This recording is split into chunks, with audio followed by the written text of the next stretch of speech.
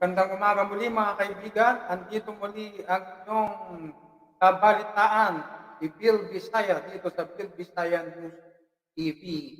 At ngayon mga kaibigan ay marami na naman tayong mga special guest. Kasama natin ang ating co-host, si Atty. Dennis GORECHO, at kanyang ipapakilala ang ating mga special guest ngayong araw. Atty. Dennis, magandang umaga muli sa iyo. Magandang umaga sa ating nakikinig dito sa ating weekly program dito sa Pinoy Marine Rights dito sa Bill Visaya News Channel. Nandito tayo ngayong linggo dahil ang ating pag-usapan ay medyo significant sa rules ng ating mga seafarers. Ito ay tungkol sa kanilang mga training. So may mga kausapin tayong mga tao na medyo maalam sa usapang training nating mga seafarers. Sila ay ating bibigyan, i-explain nila sa atin ano ba ang role ng training sa life ng mga seafarers. Dito sa Pinoy Marine Rights sa Bill Visaya News Channel. Tama, Atty. Dennis. And siyempre, dahil sila ay mayroong malawak na kalaman, hinggil nga rito sa ating mga serbisyo at usaping legal sa mga marino, ay magandang kunin din natin yung kanilang mga kaisipan mamaya hinggil doon sa International Convention on Standards of Training, Certification, and Watchkeeping para sa mga marino natin.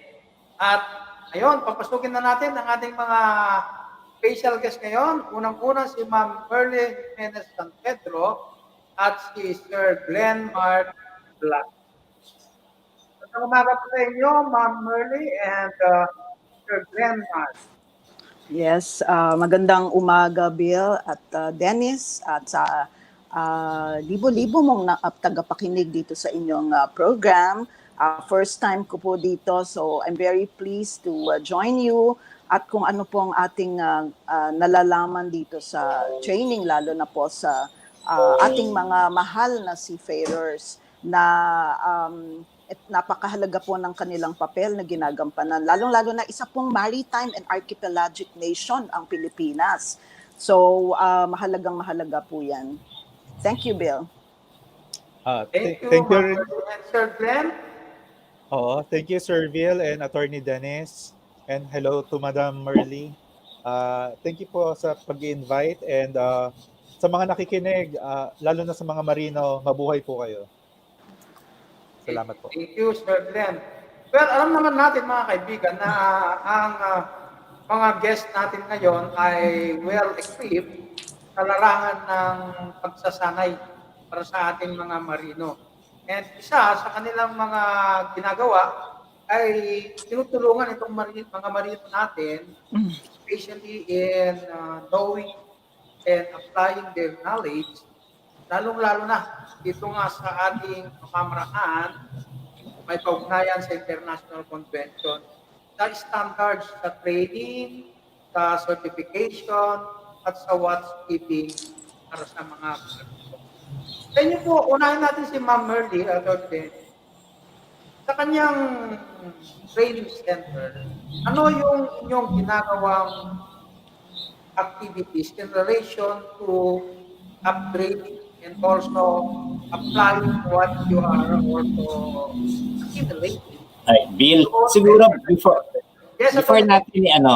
before natin siguro pa-explain sa kanila, I think we have to give a background muna sa mga nakikinig kasi meron tayong mga nakikinig hindi naman mga seafarers. So, bibigyan natin ng background. Ano ba tong Stcw? Ito actually mas mabang pangalan kasi niya, International Convention on Standards of Training, Certification, and Watchkeeping of Seafarers. So, Stcw yan, 1978. It sets minimum qualification standards for masters, officers, and watch personnel on seagoing merchant ships and large yachts.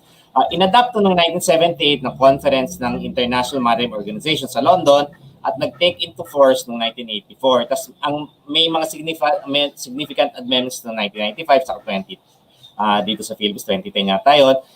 Ito yung first convention na nag-establish ng minimum basic requirements nga sa training, certificate, watchkeeping sa international level. Kasi dati, ang mga minimum standards kasi niyan ay nakasalalay lang sa bawat individual government, meaning iba-iba without reference to practice in other countries. So nangyayari dyan, iba-iba pagdating sa kanya-kanyang country.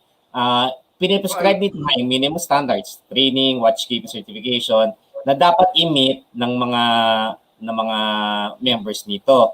And sa pagdating nga kasi dito, ang Philippines kasi member din, so meron tayong mga ano dyan. So ano bang ano nito? Basic revisions na lumabas since 1978 na nilabas siya. Noong 1995, ayan, medyo after ilang years na nag-take effect to, nagkaroon ng major revision noong 1995. In-include nito yung to develop a new STCW code, meaning merong mga technical details na associated sa provision ng convention, tapos ang nag-take effect ito noong February 1997. Nag-full implementation 2002,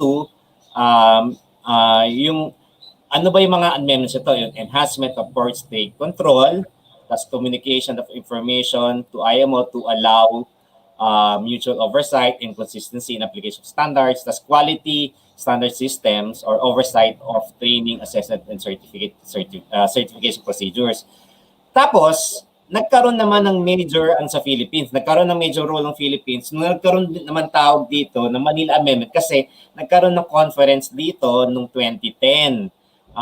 Yung amendment na to, kailangan daw kasi to keep the training standards in line with the new technological and operational requirements na sa mga new shipboard competencies. Yung Manila Amendment, nag-take effect to January 1, 2012. Ang transition period niya hanggang 2017 kung saan ang mga seafarers natin kailangan ma-certify and train according to the new standards.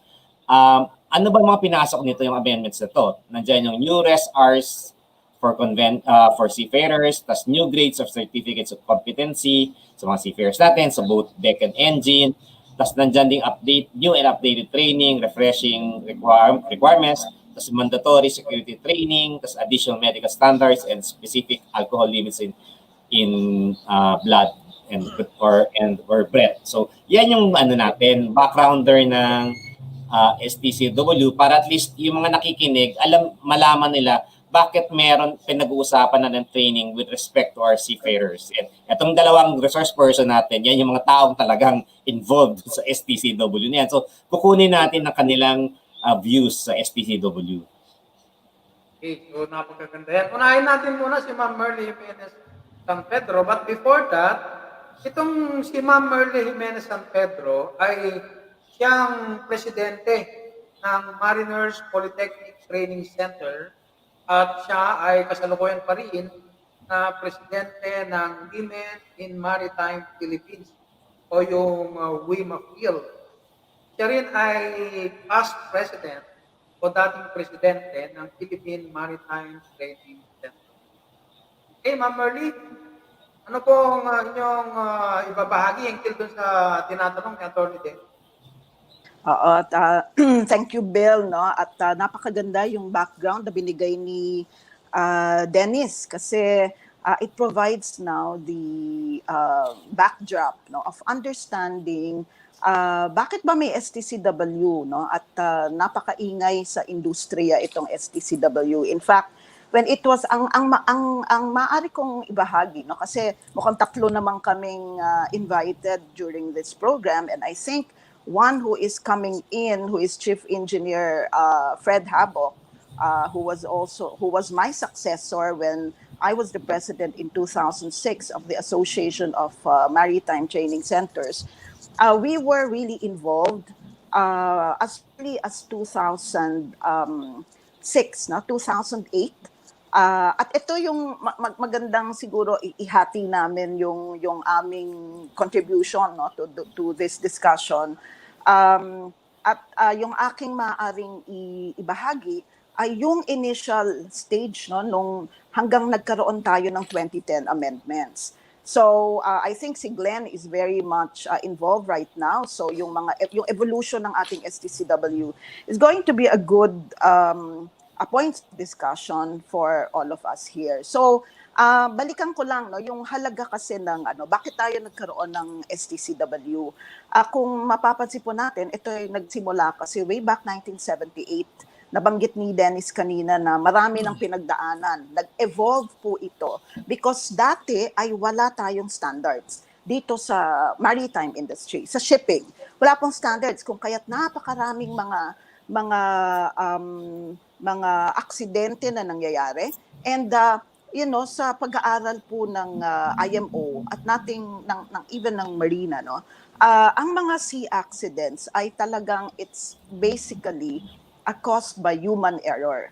Okay? So napakalaki po ng percentage ng human error ito. Kung kaya't pag sinabi mong human error ang problema, kailangan mag-concentrate ka dun sa human element, which now became at that time for the IMO ay naging priority nila na tignan anong standards ang pwede nating ilagay.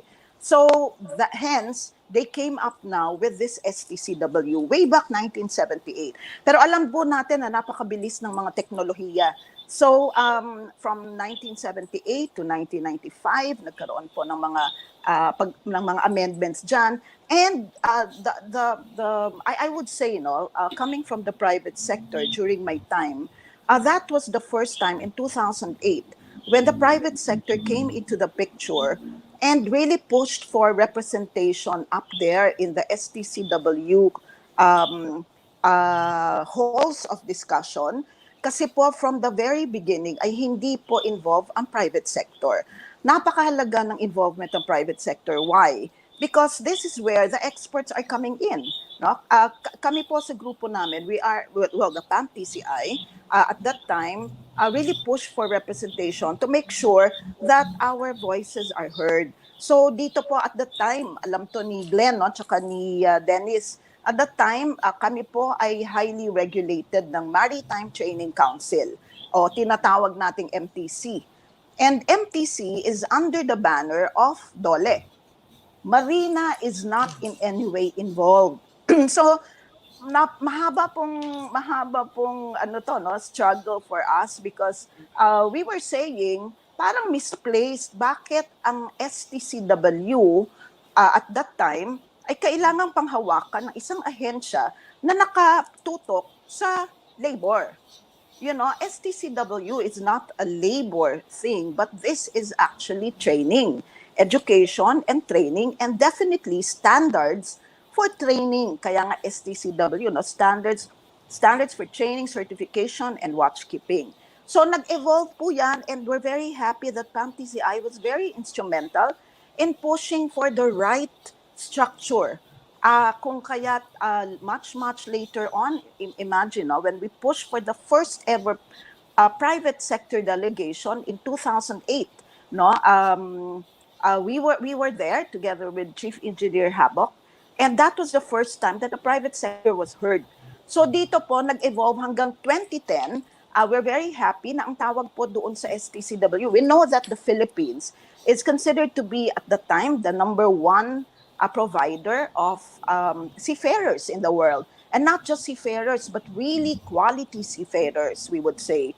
So at 2010, dyan po ay ang Manila ang nag-host, very significant that we were able to have this hosted by the Philippines. And we're very happy also that PAMTCI was at the forefront of providing support to government then. But that was the time, 2010, ay still DOLE po yan, under the wings of the MTC. Napakadugo po ng pinagdaanan namin dyan.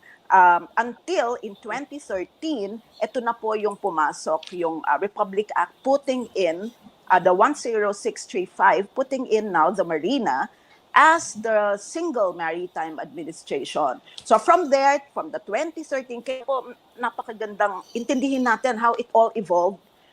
Because definitely lahat po ng mga conventions, mga batas, nag-e-evolve po to batay sa mga existing situation. So that in starting off from this 10635 Republic Act, we managed to push for the Marina to be the single maritime administration, hoping that this landmark legislation will put into place the right structure for the STCW implementation. So from 2013 up hanggang ngayon po ay masasabi natin sadly it has not really solved much of the issues, but definitely it's a very good start for the Philippines. So At from 2013, ito na po, tuloy-tuloy po yan. Every year ay nagkakaroon naman ng mga conferences, and now they call it now the human element division of the IMO. And of course, in between, no, dito rin naman pumasok. Bill, siguro banggitin ko rin that in 2015, the seeds of the women in maritime Asia were also planted.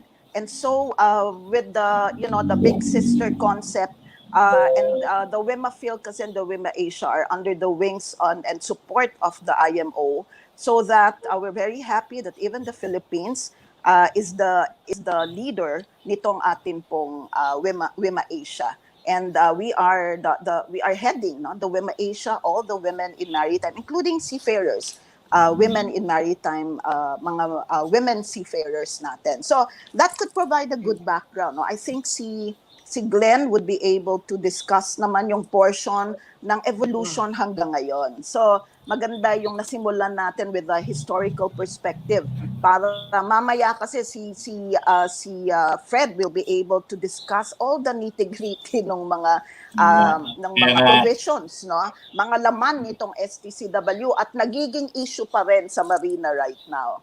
Yes. But before going to Sir Ben, pero ito, I want to ask a question to you, ma'am, first. Regarding dun sa, we have that minimum procedures and standards here in the Philippines.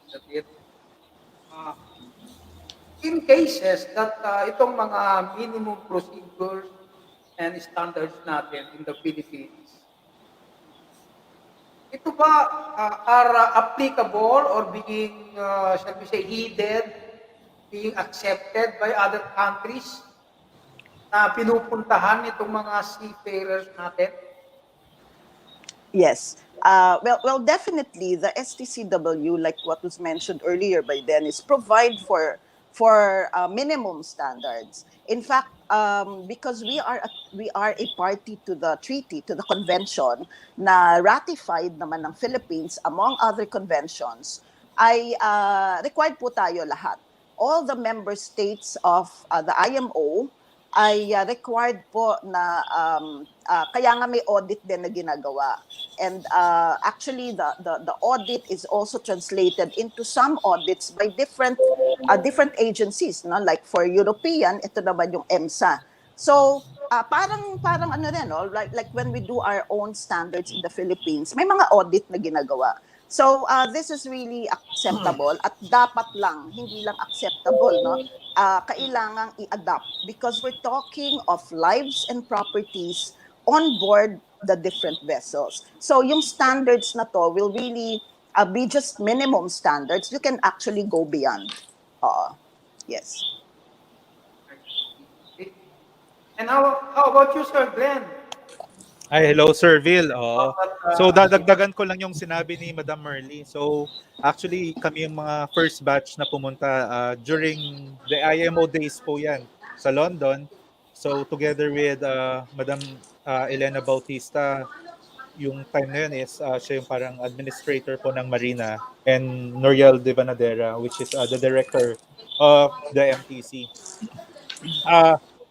Yung STCW po kasi is the Bible of the Seafarers, kung saan nandito po parang dito po nilalagay yung mga training regulation and regarding sa shipping requirements, lahat po dito nakasalalay. And yung IMO, sir, right now may 174 country member states po tayo. Ito po yung parang tinatawag na Congress, no? So kumbaga sa 174 members, yun po yung mga countries na nag-ratify. So, sila po yung mga, like, alam mo, yung Pilipinas, isa po sa mga 174 members. So, minsan, ang sinasabi kasi ng mga seafarers, ang dami-daming training, kasalanan to ng mga pumupunta doon. Hindi po totoo yan dahil ang Pilipinas po ay isa lang sa mga member na nandun, na sumusuporta or nagde-debate, no, na minsan nag-against sa mga additional training ng ating mga marino. So pagdating po natin doon, neutral po tayo kung ano pong dapat or nakakaganda at lalo na sa ating mga marino, no, na kailangan sundin ang mga regulations. So right now po, kami po, ang maganda po nito pala is matagal na po tayong uma-attend sa mga IMO conferences. Kasi alam naman po natin na every year or every administration, talagang napapalitan din po yung mga tao sa Marina. So pagdating po doon, iba-ibang tao rin yung mga umuupo. So hindi po nasusubaybayan.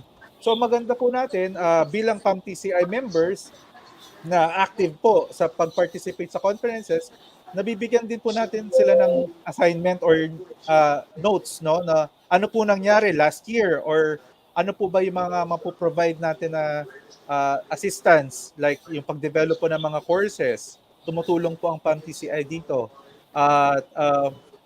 Right now, sir, sa STCWF po, since 2014, kami po ni Captain Tunyakaw, hanggang ngayon po, inaalalayan namin yung STCW for fishing, kung saan dito po nakasalalay yung mga bagong regulations or amendment ng STCW 95 na requirements po, lalo na sa mga 300 gross tonnage above. Yun lang, Sir Vil and Attorney Dennis. Salamat po. Bill, Attorney Dennis, you have questions? tingnan natin kung actually tingnan natin from the perspective of the international maritime law, kung ano ba itong STCW. Ito kasi ito yung tinatawag na isa sa 4 pillars of international maritime law. So kung practitioner ka ng maritime law, ito yung parang 4 na pinaka-importante sa mga seafarers natin. Ano yan? SOLAS, MARPOL, STCW, MLC 2006. Ano ba itong mga conventions na to? Yung SOLAS, ito yung Safety of Life at Sea. Ito yung minimum safety requirements para sa construction, equipment, and operation of merchant ships. Actually, in reaction to sa paglubog ng Titanic. So naglabas sila ng convention to make sure na yung paglubog ng Titanic hindi na yung maulit. So ito yung medyo mahigpit sila sa klase ng barko, yung operation nito, tapos yung maintenance. Tapos sumunod naman dyan yung MARPOL, yung tatawag natin International Convention for the Prevention of Pollution from Ships. Kino-cover nito yung mga policies or mga rules para yung ma-prevent yung tatawag na environmental pollution from the routine, operation, accidental perspective. Sinasabi rin, binibigay rin nito yung standards for the discharge and cleaning processes of operational shipping waste, as well as the stowing, handling, and transfer of hazardous cargoes. Tapos, nandyan yung STCW, yun nga, standards of training, certificate of watchkeeping. And lastly, ito yung MLC 2006, yung Maritime Labor Convention. Ito yung tinatawag natin Bill of Rights sa mga seafarers natin na nagsiset out ng kanilang rights to decent work, decent conditions of work, tapos nare-recognize na single source of regulation and guidance. Parang ito yung 4 nito, ito yung parang tinatawag natin na 4 pillars, meaning guiding, so yung nag-strengthen ng ating maritime law sa mga seafarers natin, yung mga maritime practitioners.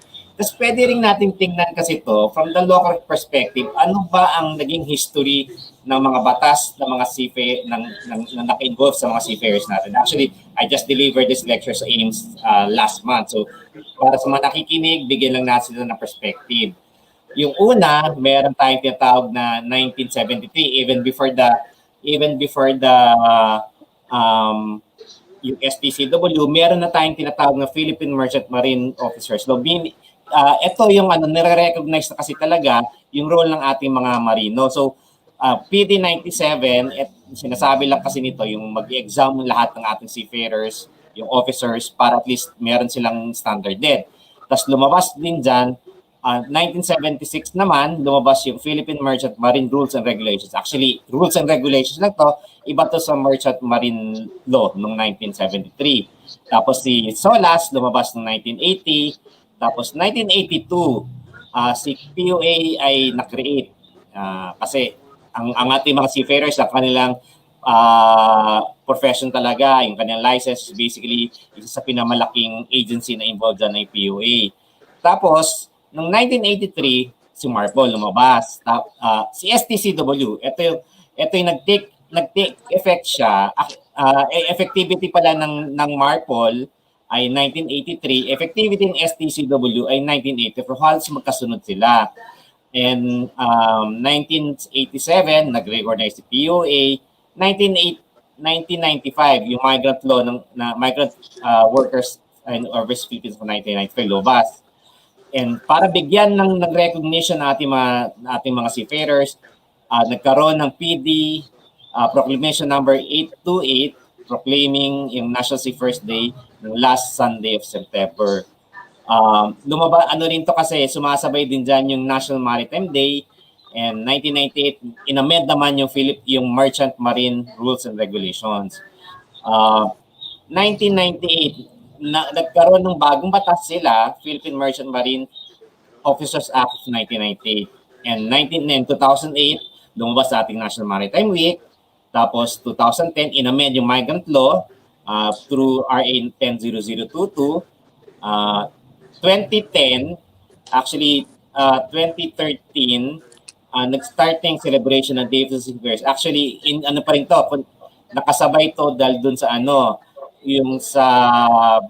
yung Manila Amendment, parang dun din yung Day of the Seafarers.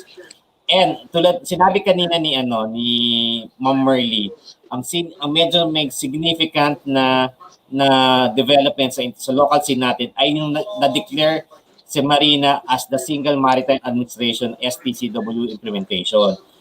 Meaning lahat ng concern tungkol sa implementation ng STCW ay si Marina ang involved. So ano ba tong nito? Ano ba yung kasi dati parang ang dami-daming agencies na involved dun sa sa STCW. Through dito sa Executive Order number 75 at RA 10635, binigay ang functions dito sa Philippine Regulation Commission, binigay sa Marina yung functions ng PRC, nandiyan din binigay yung Commission on Higher Education, CHED, tapos yung TESDA, Technical Education and Skills Development Authority, tapos yung Department of Health, tapos yung National Telecommunication Commission. Binibigay nito sa Marina lahat ng functions with respect to the issuance, validation, verification, correction, revocation, or cancellation of certificates of competency, endorsement, proficiency, and documentary evidence required sa ating mga seafarers and pertaining to the implementation of the STCW Convention. So yan, makikita natin yung history ng ating legal from the point of view of the legal, makita natin yung influence ng seafarers sa yung STCW sa development ng kanilang profession. So ayan, medyo binigay lang natin yung nilay down natin kasi nga malaki ang role kasi diyan tulad sa ni Ma'am Merle yung role ng private sector, the evolution of the legal paradigm kung bakit nandito tayo ngayon sa current status ng ating STCW. Bill and Dennis, may I just include some points na very interesting, okay ba? Yes. Oo. Kasi magandang nakikita nga natin na yung evolution na nabanggit ni Dennis, very significant timelines kung paano tayo nag-evolve bilang isang maritime nation, and in terms of putting in the legislative portion nitong issue ng training. Alam niyo, ang isang napaka-distinct din dito sa Pilipinas, at ito ay paulit-ulit na nagiging issue, and it's all, I think, reflected in how we put into the structure the institutional arrangements. For example, nabanggit ko na for the longest time tinitignan po ang seafaring. Okay, ang seafaring, of course we're not saying na hindi po siya labor, no? Pero ang seafaring training under the DOLE. Okay, that is po for us unacceptable kasi ang DOLE po ay napaka-distinct ng kanilang papel, no, which is really on the labor standards, on the protection of our seafarers. Pero pagdating sa STCW, it's really got to be the Maritime Administration, and that's the Marina. So nabanggit ko to kasi kahit sa atin, we're one of those countries that do practice na hindi po met perspective. Ang perspective kasi ay parang kaya masyadong magulo, no? Hindi ko alam kung papasok yung mga katanungan later. The education and training perspective, the MET, sa ibang bansa po kasi ay parang integrated sila.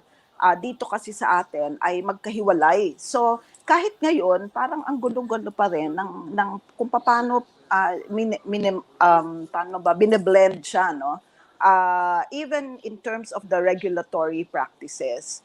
But now I think with the initially with the working relationship of Shed and Marina, ay nagkakaroon na rin ng konting linaw. Pero continuing pa rin yung ilang mga nagbabanggaan na polisiya. Kaya siguro it's really worth noting na kailangang bigyan dito ng pansin. Kasi eventually, our seafarers will get to be affected kung hindi po malinaw yung mga implementation ng ganitong sistema.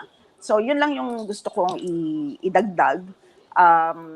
Kasi dyan yung nagkaroon ng una, Glenn, naalala, di ba, parang noon ay pinag-uusapan na parang bakit pa ulit-ulit? Kasi nandun na sila sa eskwelahan, pagkatapos ay paglabas ay inuulit, no? So, na parang tama yung sinabi ni Glenn, na parang sa aming mga training centers, we are actually seen as parang the heartless businessmen na ginagawa lang yung mga trainings just because gusto namin kumita, no? Pero kung titignan natin, napakalaking bagay kasi yung trainings na ginagawa.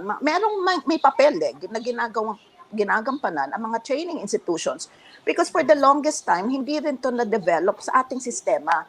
And I do believe na there's got to be a good blending. Hindi mo naman pwedeng patayin yung halimbawa, yung mga training centers na for the longest time have also invested on facilities, etc. Para lang ibigay sa ang mga schools right now. We are in the pandemic mode. We're also experiencing, kami kasi I'm also into education. So we're into MET. We're not just into training, but we're into higher educational institution in the Bicol region for mariners. Kaya parang hindi mo pwedeng parang i-sacrifice yung the training center for the school or the school for the training center kasi napakamahal po rin ng ating mga investments na ginagawa. I think there's got to be a good institutional arrangements and a very good understanding of the historical, the evolution of all this system. So, kaya palaging nga kami yung natitira, kasi create ng mga trainings, But you've got to understand na this is all a result of what happened in the past. So you cannot just erase it just because nakikita mo na ito ang impact sa kailangan ayusin talaga. We agree with that, but it's not that simple to kill one for the other. I think it's a good blending that needs to be and we are for the seafarers. In fact, ang mga training centers, the PAMTCI is also very active supporting extension services for seafarers. Kasi yan po ang buhay namin lahat Whether you are into schools or training, your core and your the blood of the business is actually coming from the seafarers. So napakahalaga po niyan. And Ma'am Merle, in your assessment and evaluation, how do you perceive yung nagiging, kumbaga ay learning or natutunan itong mga seafarers natin? Especially dun sa principles ng technology, command, like that. Paano receptive yung kanilang mga sarili, especially when you are training them? I'm sorry, Bill, parang choppy. I did get the question. So, itong mga seafarers natin, I believe you are very knowledgeable also in training them and telling them on the principles of safe money, like yung sa mga dapat nilang gawin. And how receptive itong mga seafarers na tinetrain ninyo in the application of this principle? Are you speaking of the safety side, or may narinig akong safe manning? Is that sorry kasi it's regarding the principles of safe money. safe manning. Yes, ma'am. For the safe manning, oo. Okay. Kasi basically, ang training centers are mandated to really focus on the training of the seafarers in the different areas of both basic and advanced trainings. No?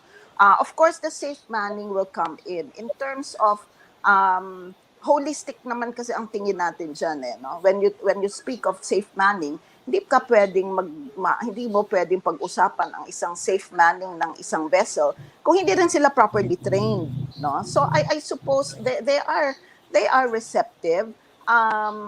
Alam siguro kailangan din Filipinos are really hardworking and resilient seafarers. Yan ang dahilan kung bakit po preferred ang mga Filipino seafarers over the rest. But we cannot rest on that laurel kasi alam natin that other countries are catching up, no? Myanmar, even Vietnam, ay paka-aggressive niyan sa mga ginagawa nilang trainings also for their seafarers. Pero ang isang siguro Dennis, no, ito you will agree, no, ang isa pong wala tayong habol ay yung issue ng they actually offer, just like any competition, no, sa business, they actually offer parang much cheaper labor cost, no? At pagdating diyan wala po kaming magagawa doon. It's something that, ang kailangang habulin natin ay ipakita sa mga ship owners, the ship managers, that it's not really keeping cheaper labor because it's actually the quality of the seafarers that you have. Yan po hindi mabibili yan.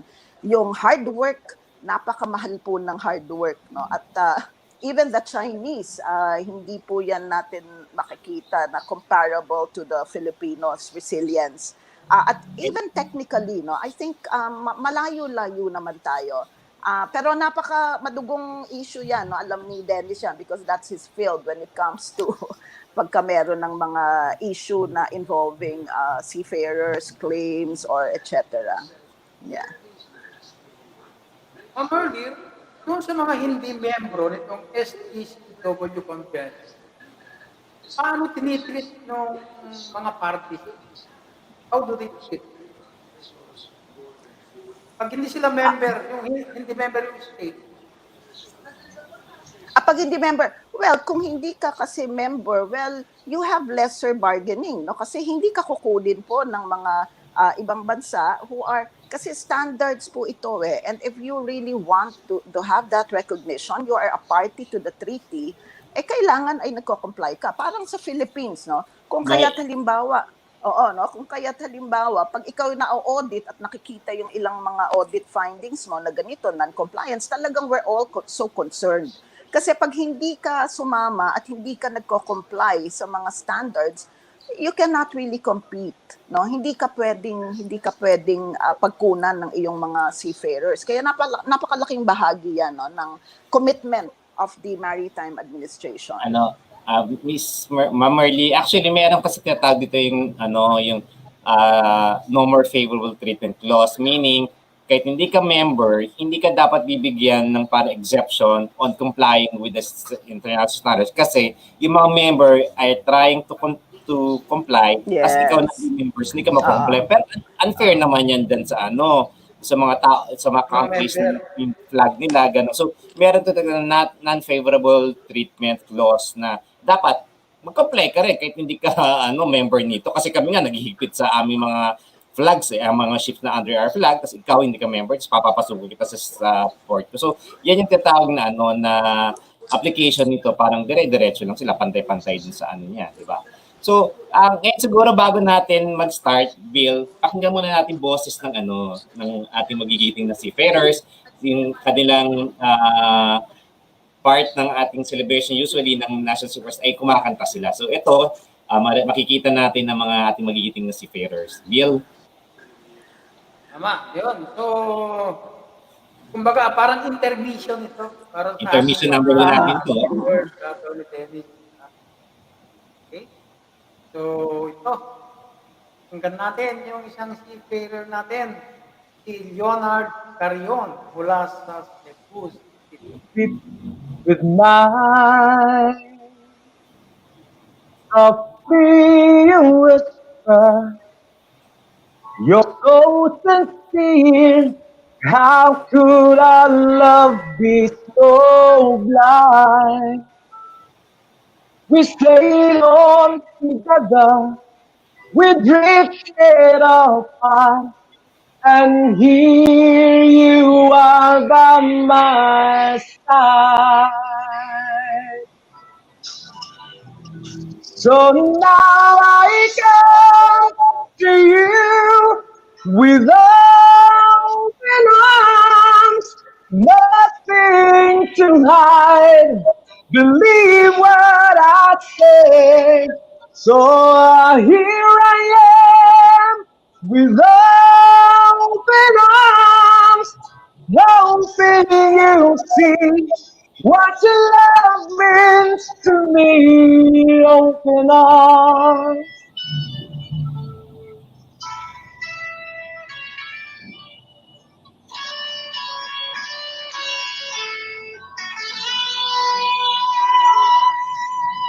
Living without you, living alone. This empty house seems so cold. Wanting to hold you, wanting you near. How much I wanted you home. But now that you've come back, tonight and today, I need you to stay. And so now I come to you with open arms, nothing to hide. Believe what I say.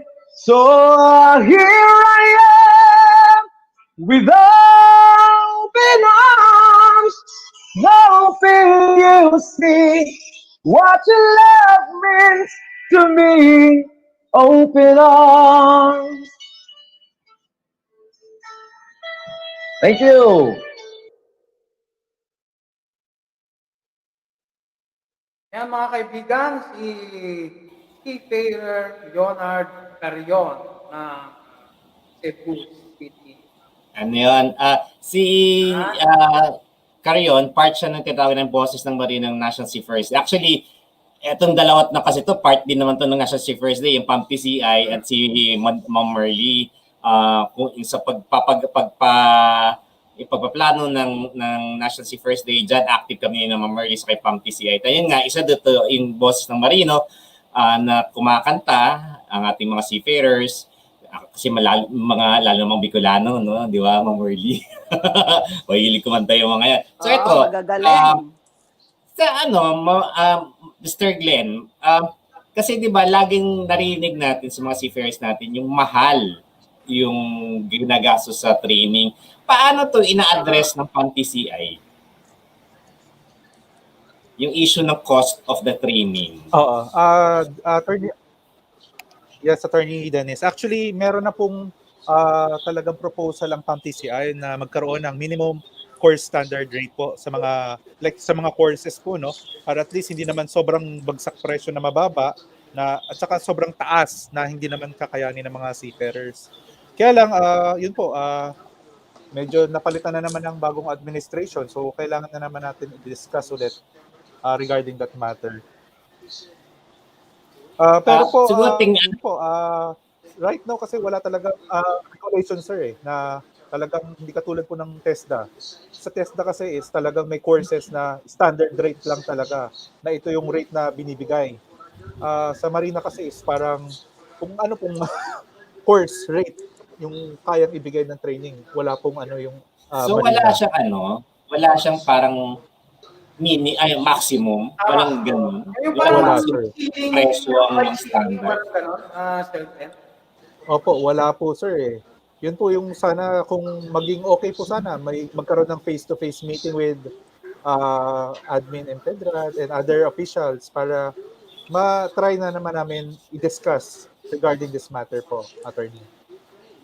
Siguro Yung ano, training centers ninyo, Ma'am Merle and Sir Glenn, yung mga training centers throughout the Philippines, anong agency yung nagre-regulate dito? Is it the Marina or Marina. the Dole? It's Marina, Marina. sir. Marina now. Marina na. Marina. Marina. Yung ano no, if I may also mention yung sinasabi ni Glenn here about the rates. Alam niyo, one of the very sticky issues po yan sa amin. Well, definitely just to allay the fears of our seafarers, yung atin pong mga seafarers na nakikinig sa atin. Kami po ay hindi po well, it's a policy, no. It's actually a shared sentiment ng board ng PAMTCI na hindi rin namin gusto na parang kahit magkano na lang, ano, parang yung sinabi ni Glenn, it's either super taas or super mababa. So kaya lang matagal na naming pinupush to, no, even during my term. Isang issue na rin po yan, gusto naming magkaroon sana ang Marina ng ganitong posisyon kasi hindi mo naman pwedeng ipeg talaga. There's got to be a cap as to the just the minimum, no, because remember ang mga just like any other organizations, iba-iba rin naman po ang level ng mga organizations, mga training centers. Meron pong talagang those that are up there in terms of their funding, which means may partners po to ng mga shipping companies. Meron naman po talagang just Filipino, you know, the small and medium-sized Filipino businesses katulad namin, nila Glenn, no? So, ang hirap sabihin na dapat ito ang range at ito po ang para sa lahat. Because iba-iba rin ang extent ng mga facility at mga equipment. So, kailangan basic lang. So, ang pinupush po ng PAMTCI doon sana ay magkaroon ng parang minimum na fees, na acceptable din. But I think, Glenn, no, tama, ang position palagi kasi ng Marina, at naalala ko, ito yung palagi na sinasabi, kaya their hands are tied because that is not in their mandate. Na hindi sila pwedeng mag-regulate, di ba? Hindi sila mag-regulate ng fees. Kaya lang, mahirap din for us kasi kung ikaw ay nakiki-compete sa halos free giveaway na ang training fees, parang hindi naman tayo maniniwala na parang anong klaseng training kaya yung binibigay. So, napakahirap din, no? But I think from the leadership now of the PAMTCI, it's still the same principle na ayaw po namin nang pumasok naman sa ganung usapin na we tolerate it kasi kailangan din ay tulungan din natin ang mga seafarers. So we are not as those that are pictured by others na ang mga training centers ay parang, alam mo yon, monsters na parang walang pakialam sa mga seafarers, kahit magkano yan, we don't care. So Glenn, mga ilan ang members ng PAMTCI ngayon? Right now, attorney, is meron po tayong 55 members all around Luzon, Visayas, Mindanao po. Pero meron ba rin ba mga training centers na hindi member ng PAMTCI? O parang lahat dapat member? Meron bang ganung policy? Attorney, meron. Kasi may mga gusto magpa-member, sir. Attorney, kaya lang, minsan chine-check po talaga namin, no? Talagang ini-screen po namin lahat ng mga gusto mag-member. Kasi kung talagang hininga namin ng company profile, business permits, mga requirements po for marina courses. Kasi pag nakikita namin, attorney, na hindi po nag-comply or minsan maganda yung profile pero pag tinignan mo physically, wala naman Hindi talagang siya. gamit. Oo, or hindi compliant. So, minsan hindi namin talaga pinapayagan maging membro. Kasi gusto namin magkaroon ng standard at saka at least kahit paano po maganda naman yung impression kapag member po ng ng PAMTCI. Ganun po Yung namin issue sinasabi. siguro ng gastos ng mga seafarers natin dyan sa doon sa training. Pwede natin tingnan kasi yung sa OWA, yung sa Overseas Workers Welfare Administration, meron siyang tinatawag na Seafarers Upgrading Program or SUP, kung saan yung seafarer natin pwedeng makareceive ng free training through OWA or pwede rin silang magkaroon ng subsidy na 7,500 per course na Yes, po. Yung SUP na to, training assistant for short-term maritime courses na binibigay sa mga seafarers na ma-improve yung skills nila. Yung mga interested daw dito, pwedeng ng subsidy, yung course na pwedeng kunin, dependent sa factors like yung availability ng courses, as well yung accreditation ng institution kung saan sila gusto magtrabaho, mag-take nito. Ano ba raw yung mga requirement? Siyempre, hindi naman yan parang hindi yan lahat pwede. Tinitingnan din kasi nito yung dahil program ng OWA, kailangan member ka ng OWA at the time of application. Siyempre, i-allow daw ng OWA itong mga na to sa program ito within 5 years of last employment as seafarer, provided that 3 or more OWA contributions have been made in the past. Kasi di ba, every time lumalabas ang mga seafarers natin, meron yung $25 na contribution every contract. So, dyan, pwede nilang mag-avail. Basta active sila and nagbibigay ng mga at least 3. And dapat nila to, yung subsidy nito, ma-avail nila 90 days from the date of arrival in the Philippines. Mag-submit sila application. So kung 91 days ka nag-apply, baka hindi ka nila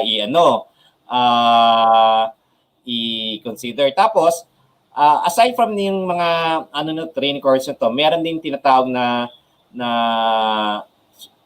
yung ibang yung schools, yung mga factors na titingnan, school institution accredited by the Marina, tas accredited din sa TESDA, yung mga other government institutions na nakalista sa OWA. So yan, ano daw bang requirements nila? 2x2 photo, tapos yung application form nila, tapos may proof na members ng OWA, tapos yung valid SIRB nila and passport. So, yun nga, yun lang natin, 7,500 yan per course.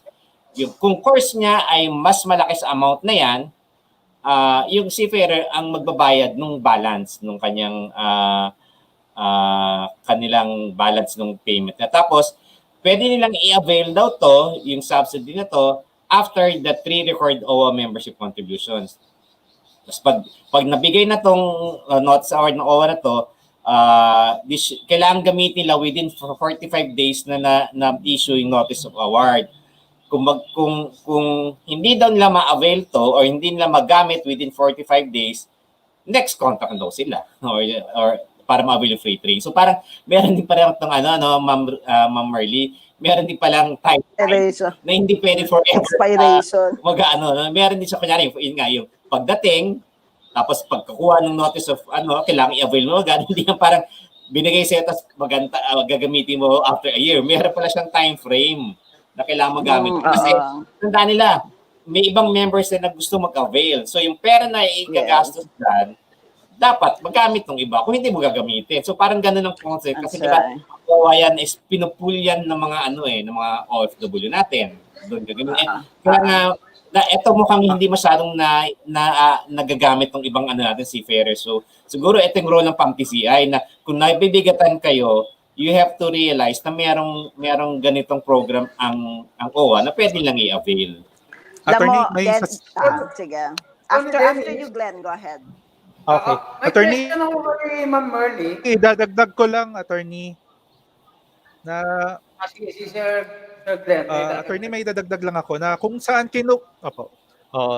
kung saan po nila kinuha yung form, like halimbawa kung OWA Laguna, pagkatapos po ng training nila, doon din nila kukunin yung certificate sa OWA Laguna.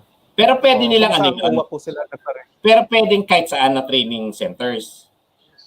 Kung ano po yung registered. Kunyari OWA Laguna niya kinuha, tapos Opo. sa Manila niya training center, pwedeng ganon. Pwede naman sir, pero may mga list na accredited training. So talagang titingnan mo dapat para sigurado ka. Okay.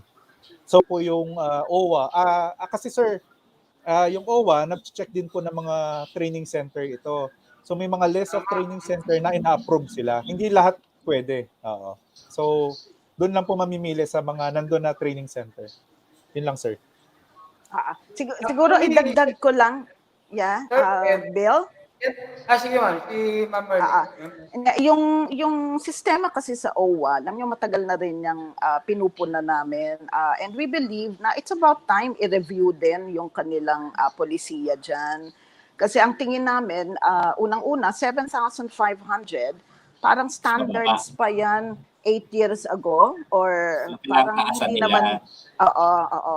At pangalawa, kasi remember, no, about more than about 25 to 30% of the fund contribution talaga sa OWA ay coming from the contribution of seafarers, mga Seafarers. CAs. Ang problema kasi sa OWA, alam natin na masyado silang naka-lean doon sa mga land-based. So, siguro kailangang tignan yan dahil alam natin napakalaking pera meron dyan. At kung availment para sa training purposes, ang pag-uusapan, kailangan i-update. And in fact, very restricted din yung availment dyan kung sino-sino yung mga training institutions. Meron, ang alam ko ay parang tinanggal din nila yung parang mga trainings that are affiliated with some company. Hindi din kasi are all supported by the company. So, maraming dapat i-review. Basically, it's the availment of the fund. It's matagal na yung standards ng 7,005. Siguro kailangan tignan na dagdagan siya. Kasi by the standards now, napakamahal na po ng training. Pati yung sinasabi mong parang may expiration, parang voucher. Oo. Yung mga seafarers, alam natin, for the longest time they've been out. So gusto naman nila magpahinga ng konti. Spend ng family. Oo, 'di ba? Spend some quality time with their family. So baka pwedeng haba-habaan naman kasi it's discouraging them eh. It's discouraging them. So, paano naman nila i-avail yan? Sayang naman, So, these are things na kailangan i-review, we believe, yeah. Ma'am Merle, I have a question. In your association, is there a way to police your own ranks then? Say, for example, may mga training centers na, shall we say, either suspended or disaccredited by OWA. So, ano yung ginagawa niyong pamamaraan to at least, shall we say, strengthen yung association ninyo against this, shall we say, diploma mill type na mga training centers? Para sa Well, I would say na from the very start and even up to now, we've really been consistent about enforcing and observing rules in training. Pero katulad din po ng maraming mga pagkakataon at maraming sitwasyon, we are not the enforcers. The only thing that we can do is actually document whatever complaints that we have kasi may mga proseso din yan eh. So ang simply put, ang tanong ay meron ba kaming sistema ng policing our own ranks? Siguro just to answer that directly, definitely po ang PAMTCI, and I think Glenn can also confirm this na both of us being in the board, ay talaga naman po ang committed na i-police ang aming ranks. Pero kung hindi naman po kami police din na para mag-enforce kung anong gagawin. So meron kaming ginagawa, may mga mechanisms kami calling the attention of our members. Pero at the end of the day, it's really enforcement by the agency. Pero that's another thing, kasi minsan ibang issue naman din yon kung paano naman ine-enforce din ang discipline sa mga member training centers. Kasi hindi naman kami lahat hindi lahat ng mga training centers ay miyembro. So sometimes we find it unfair na kami po ay sumusunod ng maayos. In fact, takot kami talaga pag ma-show-cause order ka lang, may SCO ka lang, talagang sakit sa ulo niyan, di ba? Sakit sa ulo na, all the legal process. Pero paano naman yung those who are outside the membership? Oo. Are there cases na yung mga meron ng show-cause order and then there was suspension or revocation ng accreditation like that? Meron na pamamaraan para makabalik yung isang training center? Meron, marami po. Merong mga penalties din dyan. In fact, masyadong mahal, no, sa ilang mga penalties. I think si Glenn would be able, treasurer po siya. So siguro, mas Glenn, Yan. pwede Opo, mo i-share ano, yung mga issues Glenn, natin tungkol sa ito, enforcement. ito rin yung tanong. Kasi di ba naging malaking issue before yung may mga peking certificate na yes. lumabas kapag Yes. nag-a-apply. Tapos, Yes. paano siya ina-address ng PAMTCI? Kasi minsan, syempre, ang crewing manager, ang crewing agency, wala na siyang time to check yung mga training certificates na yan. So, anong role ng PAMTCI sa ganong situation? Thank you, Attorney Dennis. Yung unahin ko muna yung isang question, yung regarding sa penalties. Ang pagkakalam ko sa penalties, 3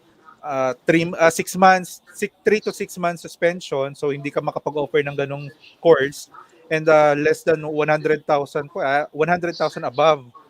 So ganun kalaki yung babayaran ng isang training center pagka magkaroon ng deficiency or talagang masilipan. Halimbawa, kung hindi makapag-attend, oo, mabigat. So masasarado yung isang course mo or buong training center mo, 3 to 6 months. So paralyzed. Then yung second question mo, attorney, dati nagagawa po yun na may mga fake certificate, hindi talaga naiiwasan yung dati. Kasi maraming gustong umalis, nagmamadali. Minsan, manning pa nga minsan yung gumagawa ng ganon. Kasi na-pressure sa mga seafarers nila na may tickets na tapos paalis. Pero ngayon, may mismo account na po tayo. Lahat verifiable na ng Marina. Na-check na po talaga ng Marina yung mga seafarers na kung talagang nakapag-conduct ng training. And yun po, pati medical certificates nandun na rin. So, ang maganda ngayon, nag-upgrade ng Marina sa system ng mismo account po. So, napakahalagang improvement po yan ng Marina, sir. Yeah, Siguro tignan natin. Ayan na. Pwede sigurong Attorney Dennis. Ayan si Fred. Nakaagad na si Fred. Engineer ALFREDO HABOC. Fred. Siguro, tapatiin natin si Engineer Fred. Because yun nga, magkakaroon siya ng problema kanina sa linya. So, please, Habol. Fred, pati sa mga viewers natin, sa mga kaibigan niyo, mga fellow trainers also. Okay, good morning sa lahat ng nanonood, nakikinig na ating mga Marino na tinatawag natin ngayong Global Maritime Professionals. At sa lahat ng aking kaibigan, lalo na ang ating dalawang guest dyan, si MERLE at si Glenn na may kulig sa PAMTCI. At sa inyong lahat na nasa studio, maraming salamat at good morning po. Sorry, medyo high technology, nagkabuhol-buhol ako sa aking laptop. Hindi pala po pwede dahil walang Facebook. Sige. Okay mga kaibigan, si Engineer Fred HABOC ay siyang QA at Program Director ng PHILCAMSAT at Program Consultant rin ng Mapua PTC College of Maritime Education and Training, Malayan Branches. Yes, Attorney Dennis, baka may question ka kay Sir Fred. Sir Fred, kasi kanina medyo late kasi maganda pinag-uusapan kasi dito, ano ba ang role ng Marina talaga dun sa training ng ano? Kasi pinag-uusapan kasi namin dito, isa dyan yung fees. Di ba? Kung ano ba ang role ng Marina with respect to the fees sa training centers, tas ano ang ginagawa nila para ma-ensure na yung mga training centers ay nagko-comply doon sa ating standard ng Marina. Okay, maraming salamat. Sagutin natin yan sa best ng ating makakaya. Ang Marina kasi, ang Maritime Administration ng Pilipinas, under the STCW, sila may karapatan para i-prescribe ang mandatory STCW training courses. At tandaan natin, ang Marina ay hindi nag-iimbento ng mga training. These are mandatory training programs lang kanilang ina-accredit, no? And very particular sila dyan sa kanilang linabas na Marina Circular.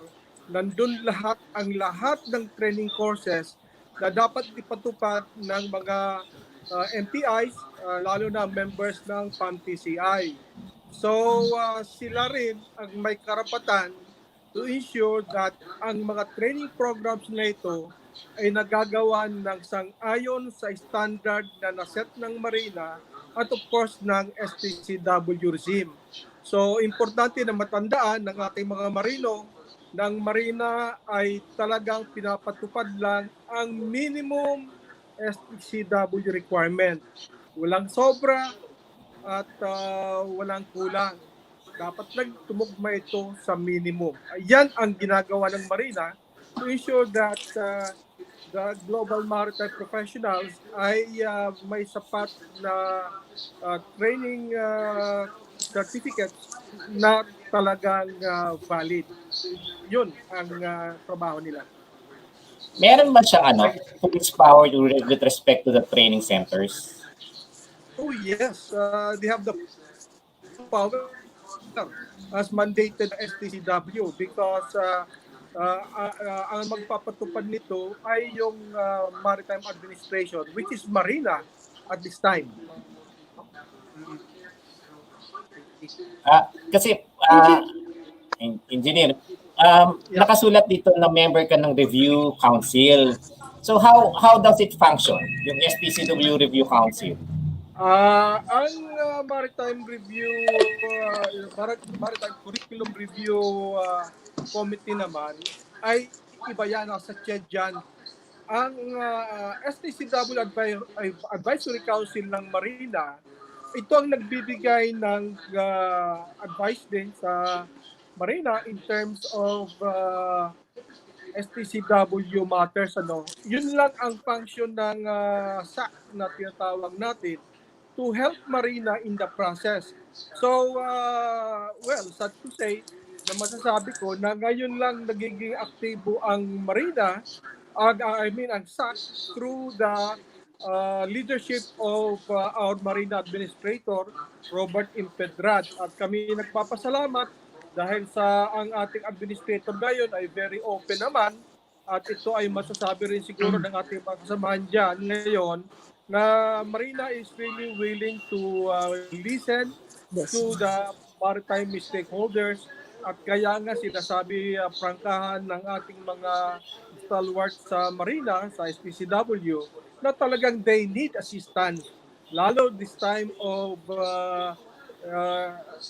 nasa kagipitan tayo na maraming ginagawa, talagang kulang ng tao ang Marina. Kaya tayo ay nagbibigay ng tulong sa abot ng ating makakaya.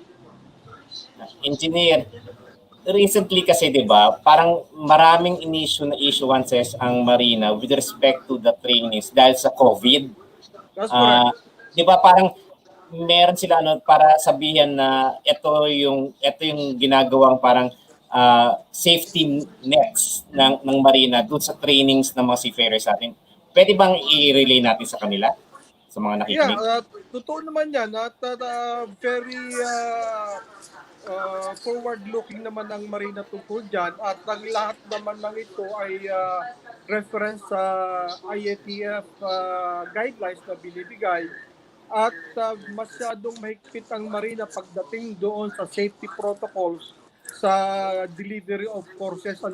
Kaya nga kami nagpapasalamat ng buong I think members ng MPI community, lalo ng PAMTCI, na yung blended learning ay na-approvean, at ito talaga ang pinakamagandang solution para maiwasan din natin ang conflagration, tinatawag natin ng COVID.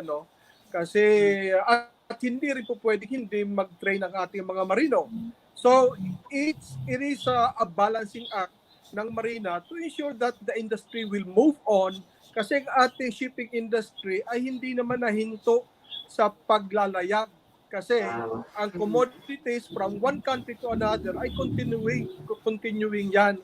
Ang problema lang natin, because of so many restrictions sa iba't ibang country, ay nahinto ang ating repatriation ng ating natapos na kontrata sa mga Marino natin. Kaya yun ang nagiging problema ngayon. But in terms of training, I think siguro PAMTCI can attest na with the blended learning, nagiging flexible tayo ngayon. At of course, halos kalahati nga lang ang sa face-to-face. 50% ang attendance na kailangan. Dati 24, ngayon 12 lang yung ating maximum. As provision na rin ng guidelines na pinalabas ng Marina. Meron bang ano na before, eto siguro sa kina Marley din sa kina Bulilan, yung habang nasa barko, pwede ba silang mag-training courses din para hindi nasasayang yung oras nila? Kunyari, during the free hours nila, meron silang kukunin na courses para pagdating sa Philippines, konti na lang yung kanilang kulang?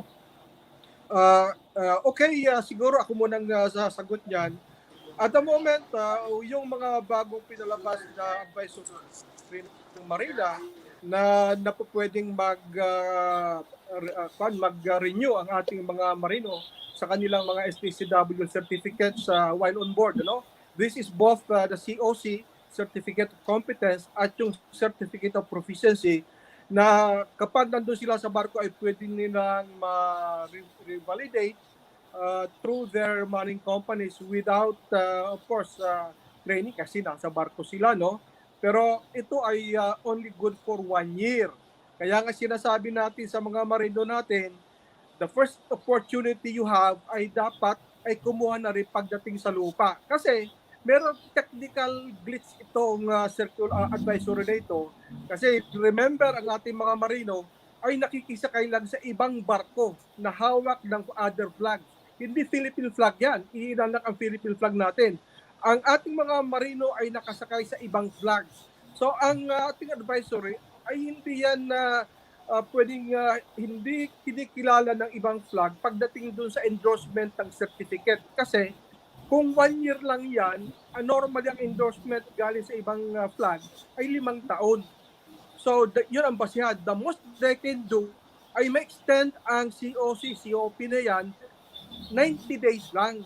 So nagkakaroon ng problema ang mga shipping companies dyan. So I am advising yung ating mga Marino, even ang mining company, the first opportunity, pakunin na rin ang ating mga Marino ng refresher training courses.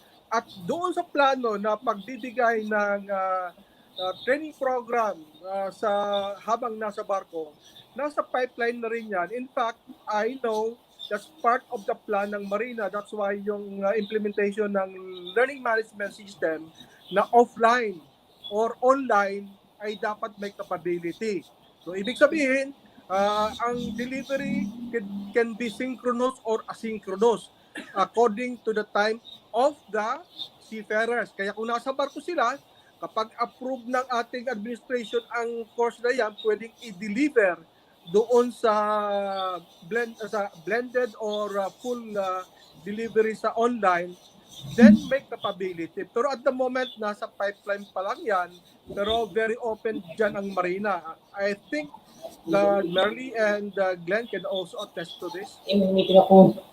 Di ba may sukli pa yan? May sukli pa yan? Hello? Yes. Ma'am Yeah. Merle, kayo mo naman.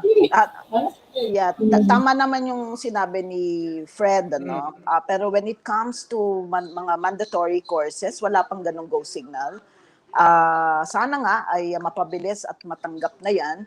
And I think I really agree with Fred here that at this time we have a very receptive administrator, and we appreciate his efforts to hear from the stakeholders, especially mga training institutions, tungkol dun sa mga importanteng reforma na dapat gawin sa training system. No? So, kasama na dyan yung improving, of course, yung mismo, kasi human intervention, napaka-problematic po niya. No? So, talagang when you go online, that will help solve it. So, hopefully, yung binabanggit na ilang mga courses that can be allowed by online na mandatory ay matuloy na po. But for now, nobody's stopping naman. Basta po hindi mga mandatory courses at yung mga certificated courses. All other companies to go into training online. Pero hindi po ito yung mga tipong mga mandatory courses from the identified courses ng STCW. Ma'am Merle, regarding naman dun sa standard of the training equipment, sino or ano or anong mga organizations ang parang pumipili at nag-handle para to see na quality talaga yung ilalapag o ihahain ng mga training modules or what sa mga seafarers natin. Actually, it's really it's the sole prerogative and authority of Marina. In all with that Republic Act 10635, it has already been given that mandate na sila ang nag-e-ensure. Kung kaya't inaayos naman nila yan. And I think with the receptive attitude now of the administrator, I think we can move forward very well to welcome all other complaints na for the longest time ay hindi pa po napuput into place. So it's really Marina. Sila nang ka-accredit po sa amin lahat. Okay. Balikan natin si Sir Fred HABOC kasi magandang tanongin din sa kanya to. Yung natanong natin kanina kay Ma'am Merle regarding sa policing the ranks of the training center. Sa inyo, Sir Fred, ano masasabi niyo rito? Dahil siyempre alam naman natin na may mga parang mga kumbaga ay bad apples, rotten apples, certain organizations. So ano yung ginagawa niyong pamamaraan sa inyo? Ano yung inyong opinion on how to police your ranks? In such a way, pag may mga issues ng suspended o kaya mga revoke ang mga accreditation ng mga training centers? Well, actually, ang PAMTCI dyan, very serious naman sa pag-ensure na ang mga training delivery ay sang-ayon sa standard na naset ng Marina. May sinabi ni Merle kanina na sa ngayon ang different standards pagdating sa full development ng bawat courses, compendium yan ay ang Marina nagpo-provide. So masyadong mahigpit sila ngayon sa pag-approve niyan kasi pinapadala ng bawat training center ang designed and developed na programa ng bawat institution. Pero tama yun, pagdating sa delivery, of course, ang PAMTCI naman dyan ay palagi nagsasabi na kailangan magkaroon ng commitment ang top management pagdating doon sa proper delivery. Kasi nagkakaproblema yan ay doon sa paggamit ng actual mga operational expenses sa mga materials sa training na kapag hindi tama ang delivery, talagang bababa ang iyong mga courses fee dyan, ano? So yun ang nagiging problema. So ngayon, siyempre, at the end of the day, tandaan natin na ang full effective implementation ng STCW ay hindi lamang yan sa MTIs, hindi lamang yan sa administrator or maritime administrator. Ang shipping industry, ang ship operators, ang ship managers, ang ship owners ay may malaking responsibility dyan. Na talagang tandaan natin, ang competence ng isang marino ay responsibility ng ship owners or ship managers. Kaya nga ang competence, siyempre training courses, training requirements ay karugtong dyan. Kaya nga, kahit saan ka man mag-training, ang importante ay makuha mo yung tamang competence kasi pagdating sa barko, ang tamang competence ang siyang magbibigay ng tinatawag na realization ng ating IMO vision statement. That is the safety of the whole operation. To have a safe, secure, and effective shipping operations in a cleaner ocean or on a cleaner ocean. So, yun ang pinaka-mitiin yan. Kaya nga hindi po pwedeng ang training program natin ay hindi matutukan. At the end of the day, commitment, responsibility ng ship managers ang kailangan. And this is well enshrined sa Regulation 1/14 ng STCW, companies' responsibilities. So, kung ang shipping companies ay talagang will only patronize ang mga ang mga training centers na alam nila na nagde-deliver ng tamang delivery, then I think from that principle, may ensure natin na tama ang pagpapatupad ng training para sa acquirement of the competence required ng bawat barko, bawat kumpanya. Bill, meron lang tayo siguro kasi pinag-uusapan kasi natin dito tungkol usually sa gastos ng mga seafarers natin, ng company sa sa trainings. Pag tinignan kasi natin sa PA rules, meron tinatawag siya na fees chargeable to the principal employer, and kasama dito yung mga required trainings and other requirements ng principal or employer. So kung required nila, sa kanila babayaran. Ito yung mga tinatawag sa pwedeng pumasok sa processing fee kasi. Tapos ano naman ang cost chargeable to the seafarer? Ito yung other documentation cost ng statutory requirement tulad ng passport, seafarer's identification, record book, SIRB, mga police clearance, tapos ang kanilang SRC and birth certificate. Ang sinasabi nito, no other charges in what other form, manner, or purpose shall be imposed on and be paid by the seafarer unless otherwise provided by law. So, madalas kasi naging issue kasi dito, yung ibang narinig natin na kinokolektahan daw ng training fee ang ating mga seafarer. So, dapat yan, kung sila kinokolektahan, hindi siya yung pumapasok dito sa definition ng PUA na ang chargeable fees to doon sa mga principal as required training.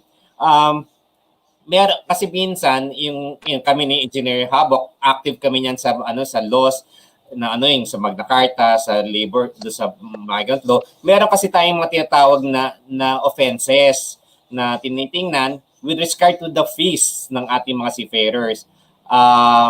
Meron kasi dito tinatawag na serious offenses. Ito yung punishable by immediate cancellation of license, kasi refund ng fee or bond collected sa mga seafarers natin. Isa dyan tinatawag ito, charging or accepting directly or indirectly any amount of money, goods or services, or any fee or bond for any purpose from an applicant seafarer. Tapos meron din tinatawag na dito na na collecting any amount as payment for processing or documentation cost not prescribed by the rules, or an amount greater than the actual documentation cost as covered by the ORs, ganyan. Meron din category sila, itinatawag na less serious offenses. Actually, ito, nag-appear to doon sa sa PUA rules and regulations on the seafaring. Meron dong less serious offenses na pwedeng suspension or cancellation ng license. Ito yung withholding or denying travel documents or other pertinent documents from an applicant seafarer for monetary or financial considerations, or for any other reasons other than those authorized under the labor code or the implementing rules. Meron din binabanggit dito, failure to reimburse expenses incurred by the seafarer in connection with the documentation and processing for purposes of deployment, where deployment does not take place without the seafarer's fault. Ang sinasabi nito, accessory penalty daw niya, immediate refund ng expenses incurred by the seafarers. May gradation din kasi sila ng mga penalty. Merong permanent disqualification, delisting, plus penalty in less serious offenses. Depende kasi kung first offense, second offense, third offense, fourth offense. Kung fourth offense yan, basically cancellation na yan. Parang sobra ka naman, binigyan ka na ng chance to redeem yourself. Tapos ganyan. Tapos meron ding money claims, yung mga recruitment na to. Ang penalty, $50,000 for each month. And yung suspension, tas yun. Basically, ito yung parang natin sa mga seafarers with respect to the fees. Kaya nga lagi natin tinatanong, ano ba talaga fees ang dapat kinokolekta sa mga seafarers natin, Engineer HABOC? Kasi Yes. minsan, di ba? Minsan, nalilito rin kasi yung seafarers. Ano ba talaga yung dapat bayaran namin? Ano yung dapat na shouldered ng company? Sige, Dennis, napakalawak ng tanong mo, no? Pero medyo i-boundary natin, lagyan natin ng boundary. Pag-usapan na lang natin tungkol sa training fees, ano?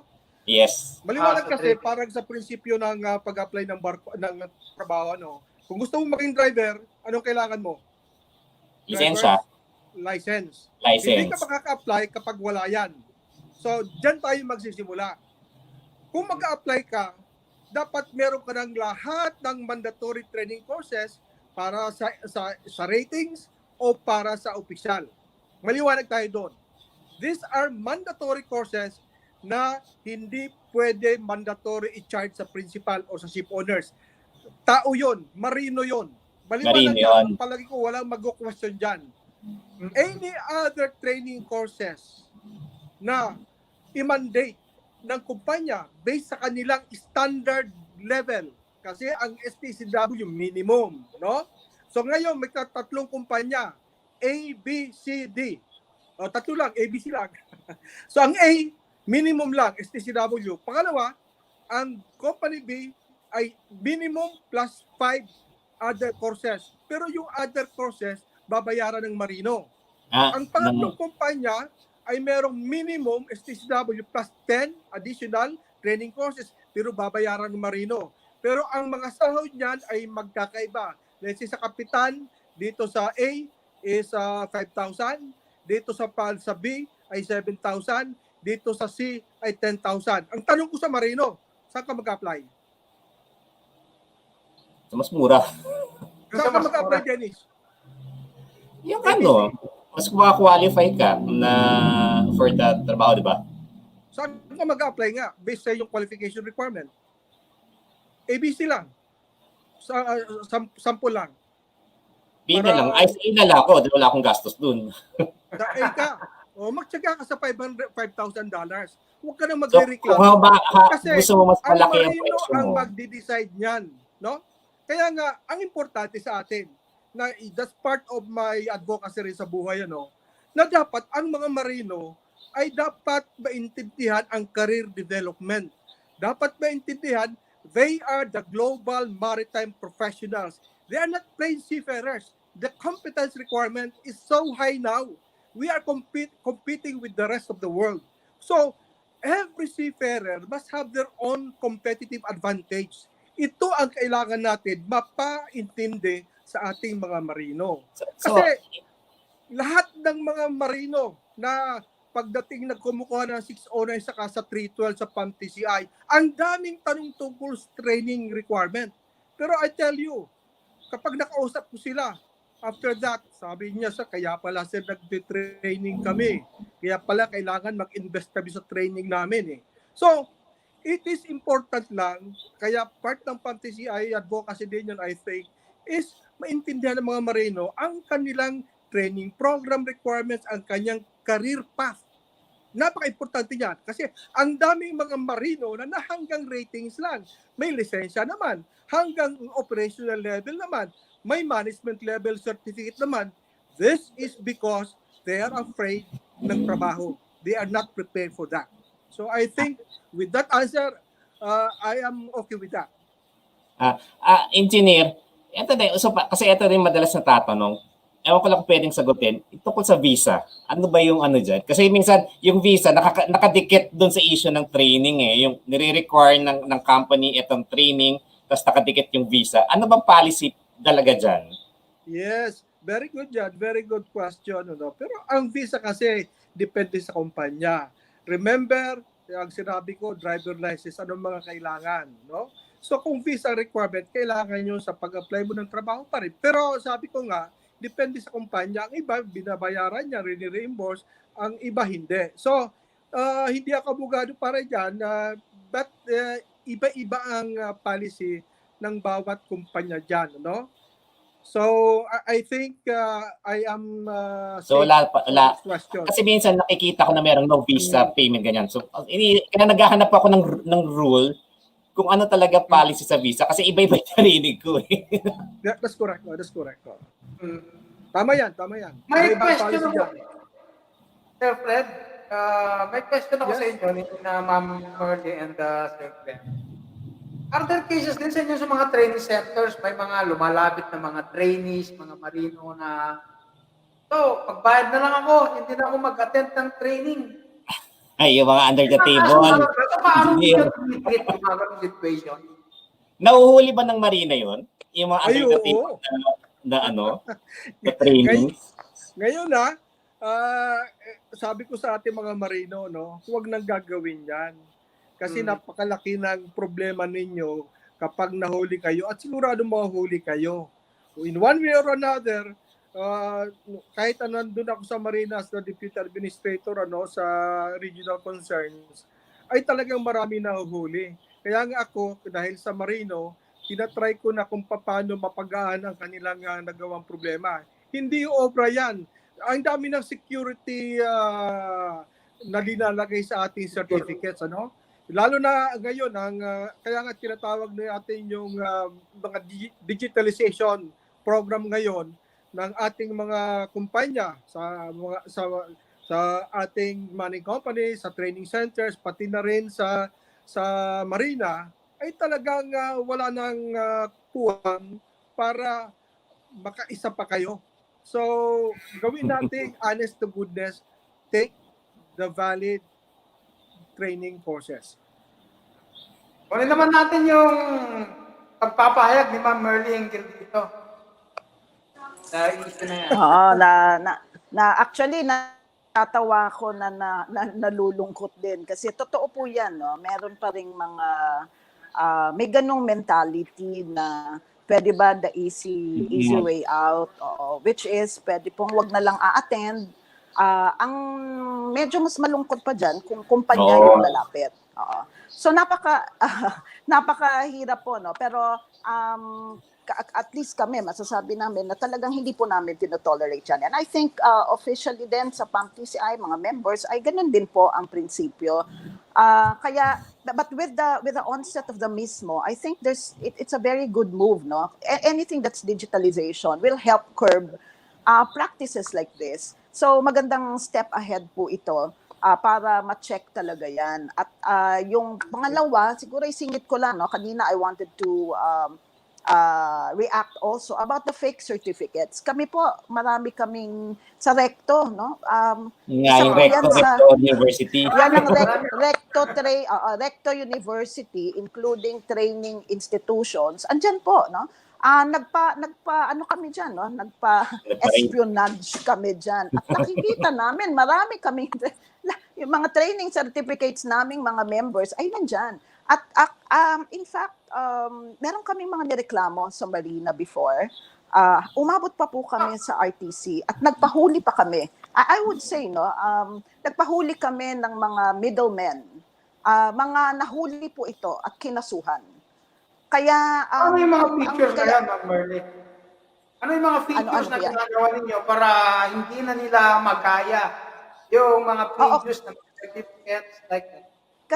Kasi nga ang Philippines siguro talagang known for Xerox, duplicate and faking. So hindi lang po fake news kundi talagang fake certificate. So ang sa amin una nga we were actually thinking parang bad publicity to, no? Kasi lalabanan mo talaga yung namemeke, no? But we don't care. Napaka-importante po kasi that you have to put in the right morals into this. So kami po ay nagkaso din. At balita ko, lumipat na from Quirino Avenue, ay lumipat na po sa Meloneta. So, mahirap ang mga enforcement ng ganyan. Kaya talagang, tama yung sinasabi ni Fred, kailangan ay doon sa mismong seafarer, ay siya mismo ay wag siya, kasi it takes two to tango siya mismo ay wag pong pumayag. Ang pinakamabigat lang niyan, kung ito ay company initiated, no? Meron ganyan, in fact, meron kaming ganyan na mga nauhuli at kawawa naman din ng seafarer because the seafarer is at the mercy of the company that will employ him.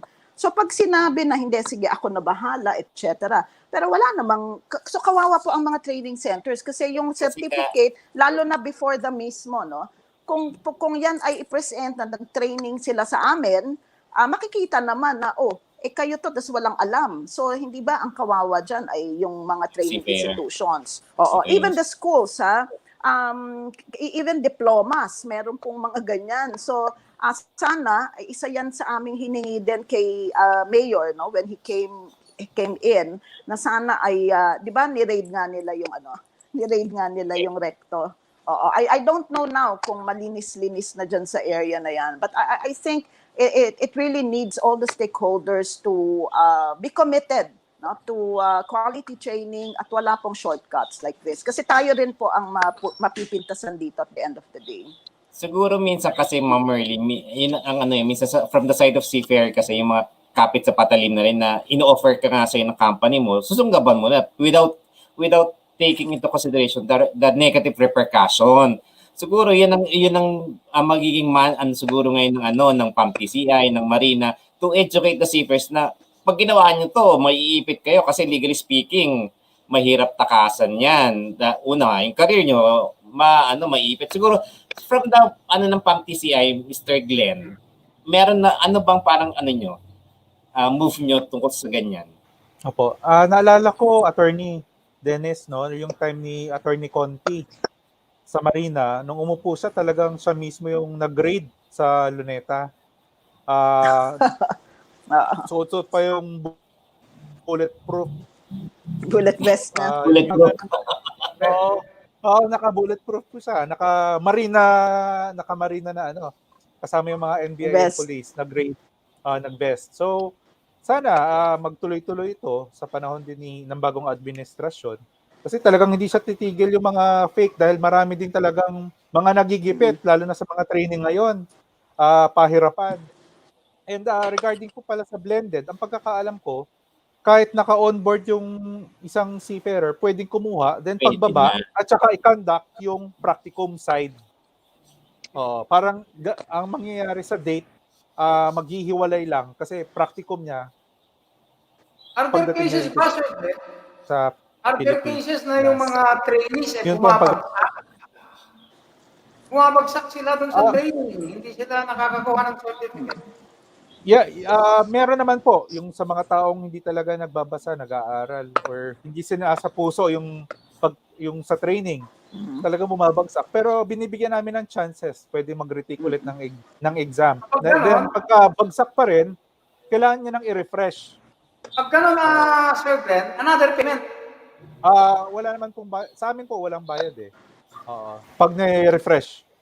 Pero yun nga po, sana wag naman dahil unang-una ang masasayang dito yung oras, Sir Val, no? Sir Vil, so yung oras, yung panahon, pati yung instructor. So hangga't maaari, tinuturuan namin yung mga hindi niya naintindihan para at least hindi bumagsak. Parang ganun po, Sir Vil. So medyo natagalan tayo, nag-overtime tayo mga kaibigan. Dito sa ating Bill Visaya News TV, pero nakahabol pa rin si Engineer ALFREDO HABOC. Siguro, kunin natin yung parting message ni Ma'am MERLE San Pedro muna. Okay, sige, thank you very much, Bill at Dennis, sa aking mga kasamahan dito. Alam nyo, during this time of pandemic, siguro pwede nating i-echo yung panawagan na education and training cannot stop. Kahit po itong pandemic period na ito, dahil alam natin ang susunod na issue dito ay yung ekonomiya at yung syempre competence ng ating mga seafarers at yung binabanggit ni Fred ay mga maritime professionals, no? Napakaganda pong direction ito, and we speak of training also for career advancement. Kaya po ang panawagan namin, we're very happy that we have a very receptive administrator right now, and we are providing good support to him because, as we say, it is important that we also have some recovery program for the maritime industry. At this point po, talagang hindi po to matatapos. Itong effect ng pandemic will not end when the vaccine comes out. Even UN says it is going to be 3 to 5 years of parang delay, no, sa ating progress and development. So that will impact a lot in the education, training, and even employment ng ating mga seafarers. So sana po, together with our government agencies, yung panawagan natin, and together with the seafarers mismo, sila po, ay importante yung magiging papel nila because sila mismo yung nakakaranas ng kahirapan on board. But we hope that even the integration efforts will continue para yung mga hindi naman makakasakay ay mabigyan din ng kaukulang alternative work while they are here and not boarding the vessels. Importante po yan, napakalaki ng pwede nilang magawa sa training institutions at sa mga maritime schools. We're very much open Kaya sana lang ay pagtulungan din ng ahensya na wag naman mas pabigatin yung mga requirements para sila po ay magkaroon ng alternative jobs while off board, no, habang nandito po sila on shore para makatulong din po sa pagbangon ng ekonomiya. So thank you so much, Bill and Dennis. Thank you too, Ma'am Merle. And how about you, Sir Glenn? Any closing message? Apo, thank you for unang-una sa lahat, thank you for this opportunity, Sir Vil and Attorney Dennis. And right now po pala may nakikipag-usap ako sa TESDA and other congressman, nakikipag-lobby ako regarding sa budget ng additional free training courses na pwedeng ibigay sa mga seafarers, no? So sana maaprubahan po agad related sa mga seafarers to. Aside from sa mga free courses na binibigay ng TESDA ngayon. So merong training like yung NC1 and NC3 na pwedeng gawing free training at ang magbibigay ng pondo nito is mga congressman. And pangalawa po, I would like also to congratulate the 2020 IMO Award for Exceptional Bravery at Sea, no? This year lang po, September, kay Petty Officer Second Class Ralph Ofalia Barahan of the Philippine Coast Guard. Opo. So binigyan po ng Bravery Award yan ng International Maritime Organization. With kasama po yata yung from Brazilian din po. So congratulations po. At mabuhay po ang mga seafarers around the world, mga Pilipino, kapit lang, and magtulungan lang po sa panahon ng pandemya. Salamat po. Thank you too, Sir Glenn. And Engineer Fred, any parting Yes, bago ang lahat, kami ay nagpapasalamat sa iyo, Bill and Attorney Dennis, for inviting us dito sa napaka-importanteng discussion natin tungkol sa ating mga marino at sa ating mga maritime stakeholders, sa ating maritime administrator, sa ating shipping companies, sa ating mga marino, ay dapat natin tandaan na tayo ngayon ay nasa sitwasyon na napakadelikado in terms of the recognition of our certificates issued by the government. So sa ganitong pagkakataon, this is a risk and an opportunity, no? Kaya alamin natin, intindihin ang karapatan natin, lalo na ang responsibility natin in terms of our competence, in terms of the training requirement. Kasi dapat nating matandaan, ang problema natin ngayon ay hindi pwedeng masolusyonan lang ng ating maritime administrator. Sa ngayon, kailangan ang lahat ng stakeholders, private o government, ay dapat nasa isang page tayo kung ano ang dapat gagawin. Kaya we just hope that this opportunity na nandyan because of this pandemic ay ma-maximize natin, no?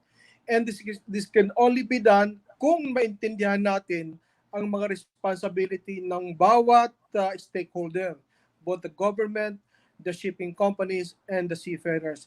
With this, maraming salamat at sa ating mga seafarers, sana tandaan natin ang slogan, work safe, home safe.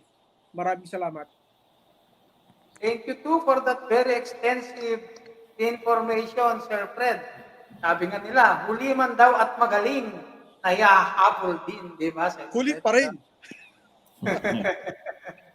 Okay, Attorney Dennis. Lagi namin binabanggit the life of a seafarer is not a walk in the park. Marami tayong challenges, socially, emotionally, physically, lalo na ngayon sa situation ng COVID-19. Lalo itong challenges din sa atin ngayon ay itong mga tinatawag ng trainings ng mga dahil sa pandemic na to, maraming challenges ang nangyayari ngayon tulad ng sabi lang, blended learning. And ang ano lang natin diyan ay ang seafarers natin ay tandaan natin na habang may dagat ay nandyan pa rin natin mga seafarers. So kung meron tayong problema, nandito kami, nandito yung mga grupo ng PAMTCI, nandyan ang grupo ng Marina, pwede ho natin tanungin sila ano ba ang dapat gawin at sabi ho natin pag tama, ilaban ho natin. From si Attorney Dennis Gorecho from Sapalo, Velez, Bulilan Law Office hanggang sa isang linggo ho dito sa Pinoy Marino Rights ng Bill Visaya News Channel. Salamat, Attorney Dennis. And mga Marino, mga kaibigan natin, stay positive and work hard. So, Magandang hapon sa inyong lahat, mga kaibigan. Bye-bye. Bye-bye. Thank you. Bye. Thank you.